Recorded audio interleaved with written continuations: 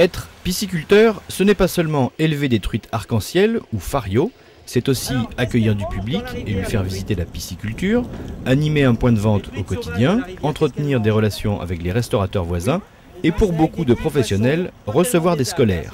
Au niveau local, de nombreuses écoles impliquées dans un projet pédagogique autour de l'eau, projet mené en partenariat avec l'inspection académique, se rapprochent des pisciculteurs pour que ces derniers expliquent aux enfants leur métier, mais aussi et surtout leur relation quotidienne avec l'eau.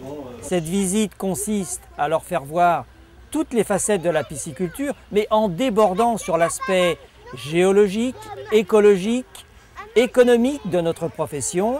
Et la visite est toujours organisée avec des déplacements, comme nous avons beaucoup de place dans la pisciculture, ce qui permet aux enfants de capter leur attention pendant quelques minutes, puis d'avoir une partie déplacement et bavardage. Sur les 43 000 tonnes de truites produites chaque année, 75% sont destinées à la consommation.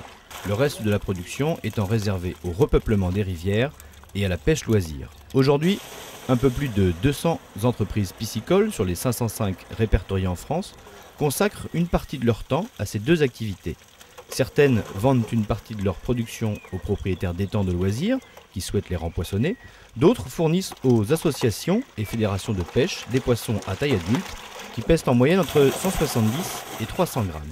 4 800 tonnes de poissons en moyenne retournent ainsi chaque année dans les rivières et plans d'eau exploités pour la pêche.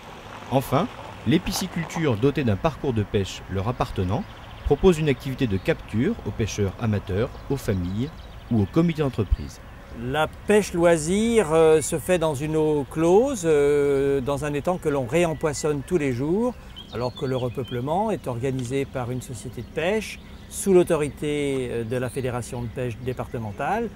Et là, on peut imaginer qu'on remette par exemple des poissons qui n'ont pas encore la taille et qu'on va laisser grandir dans la rivière. Là, il y a un droit d'entrée qui dépend du nombre de cannes à pêche qu'il a et qui dépend s'il reste une demi-journée ou une journée complète.